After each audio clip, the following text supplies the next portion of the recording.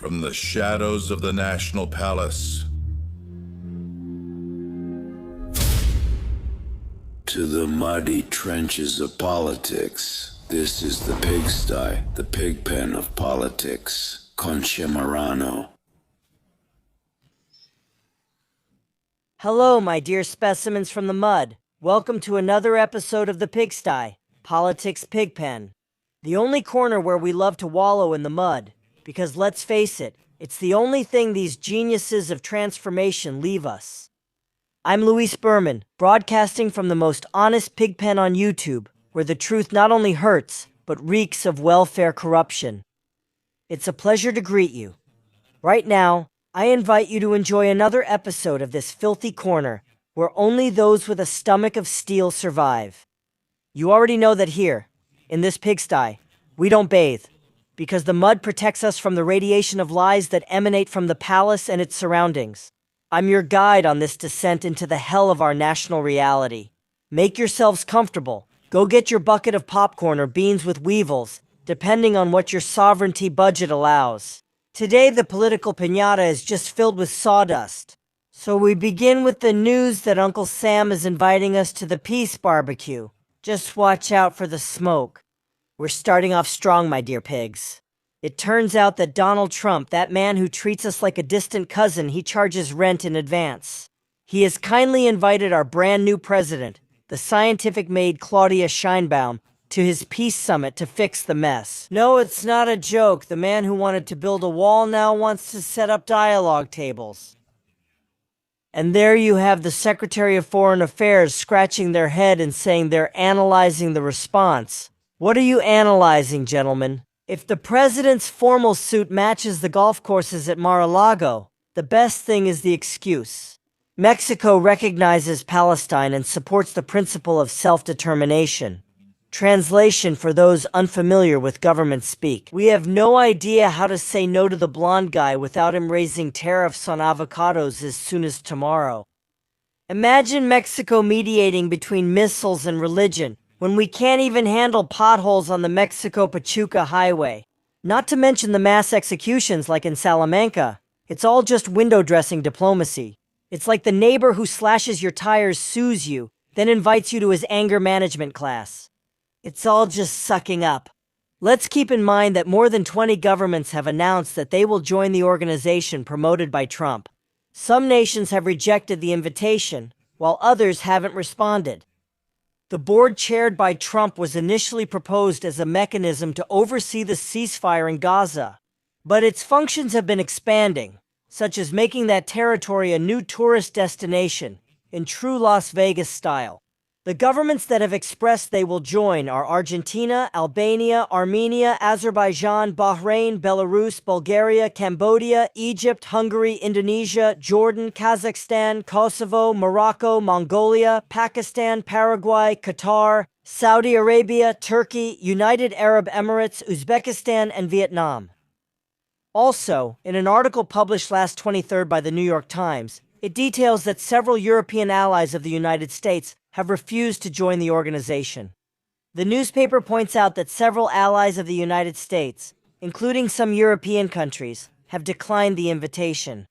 In its breakdown, it indicates that France, Italy, Norway, Slovenia, Spain, Sweden, and the United Kingdom refused to join. The outlet also recalled that the White House withdrew the invitation to another country on Thursday, January 22. It revoked the invitation sent to Canada after the country's Prime Minister Mark Carney urged the leaders of small nations to unite to resist the United States doctrine, first under Trump.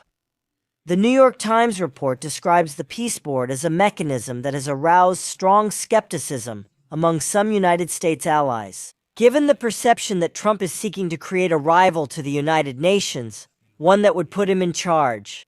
According to the newspaper, the organization's statute grants it a broad and global mandate, and it would allow Trump, as president of the council, to have veto power, as well as the authority to issue resolutions or other directives, and to appoint his own successor. It also establishes the possibility for countries to contribute more than $1 billion in exchange for a permanent seat. So if you ask me, I think Chave won't risk getting into more trouble than she's already in. With Mr. Orange. Will she go for more? It's better to say he ran away from here than he died here. On the other hand, we have the Pemex mess and the goodbye Cuba. Or in other words, when love is over, or when there's no more money for rent. Because on the topic of sovereignty, wait, the island's scholarship just ended.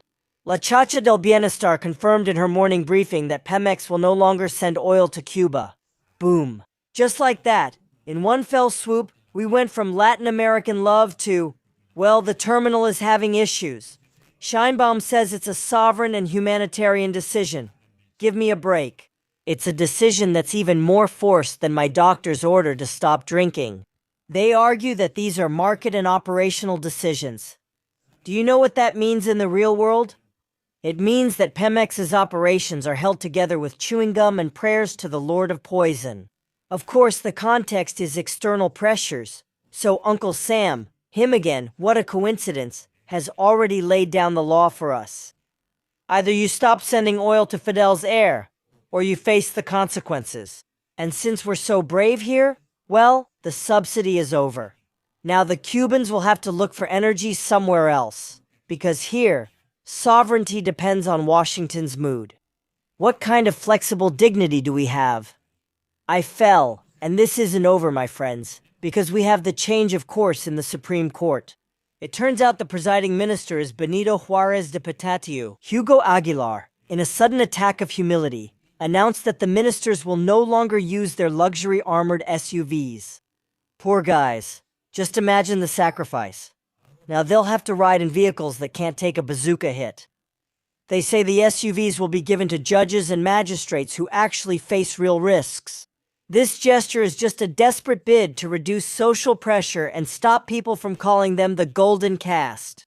But gentlemen ministers, you look faker than a 30-peso bill. Ditching your armored Grand Cherokees to avoid being called bullies is like a pirate removing his eye patch so people won't think he steals. The problem isn't the trucks, it's the engine. A corrupt and servile judicial system that, in its hypocrisy, loves, like good Morenistas, to screw over public funds. The same thing they complained about with previous ministers. And all under the most shameless slogan of first the poor. Go screw yourselves. Oh, and wait, it gets even better. Do you remember that fancy Sunday word called sovereignty? The one they parade around during ceremonies while wrapping the nation in a flag that now looks like a kitchen rag? Well, it turns out that once again they've shown us that Mexico is not a sovereign country. It's the backyard where the gringos come to pick up the trash whenever they feel like it. It turns out that the director of the FBI, Kash Patel, paid a visit to these lands, a trip that was planned in advance, according to the official bulletins, with that stiff prose that only fools those who still believe in the wise men. But surprise, the gentleman didn't leave empty-handed. He took home a luxury souvenir. None other than Ryan Wedding, a former Olympic athlete turned kingpin, who was on the FBI's top 10 most wanted list. The official version, the one Claudia has to repeat in front of the mirror to keep from laughing, is that the guy turned himself in.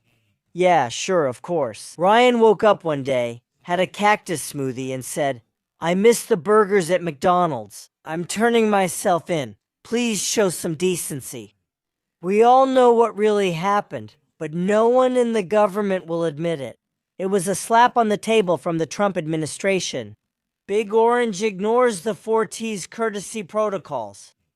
They sent the FBI, took out the trash, and Claudia Scheinbaum had to give in, smile for the photo, and accept that the one with the dollars and the drones is in charge here.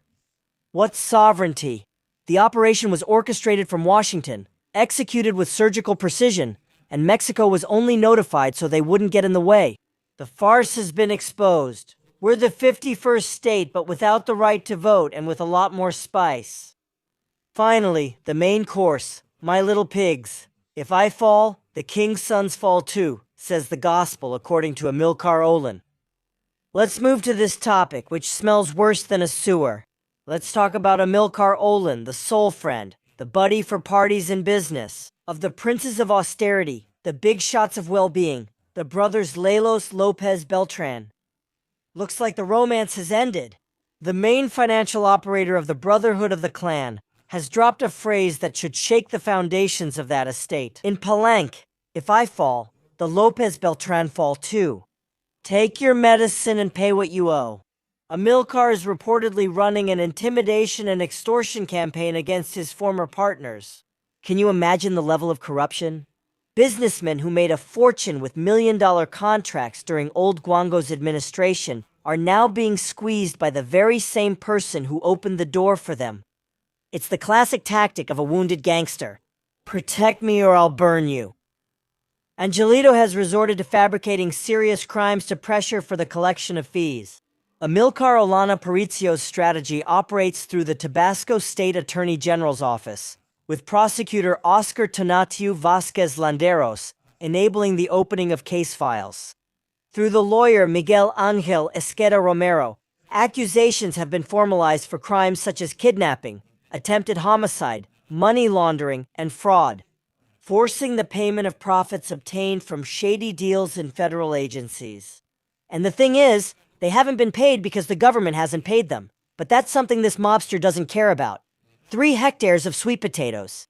Amilcar knows where the financial bodies are buried. He knows how many houses, how many trips, and how many companies. Front companies were set up under the protection of power by the old man's sons, slackers, who, according to the official narrative prosecutor's office, make a living selling chocolates.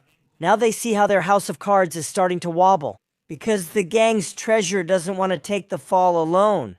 Ironic, isn't it?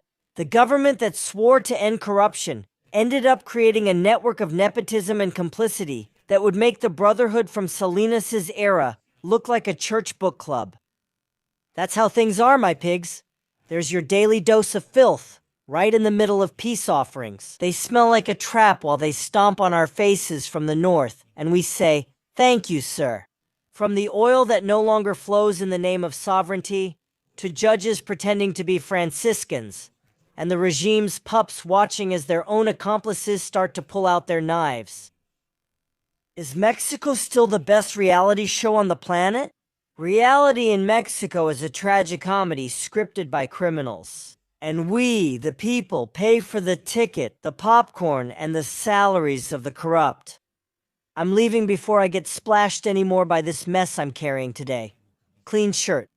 Keep living in your little bubble of misinformation if you want. But here, in this mess, we'll keep throwing the truth in your face, even if it stings like lemon on a wound. I'm Che Morano, and remember, if politics seems like a mess to you, it's because it is. Don't forget to like, subscribe, and share this video before they censor us for going against the morals of the transformation. And if you happen to make a contribution to the cause, it's appreciated. We'll also see you at the next shakeup here at La Pasilga, the pigsty of politics. Goodbye, This is La Posilga, the pigsty of politics with Che Morano.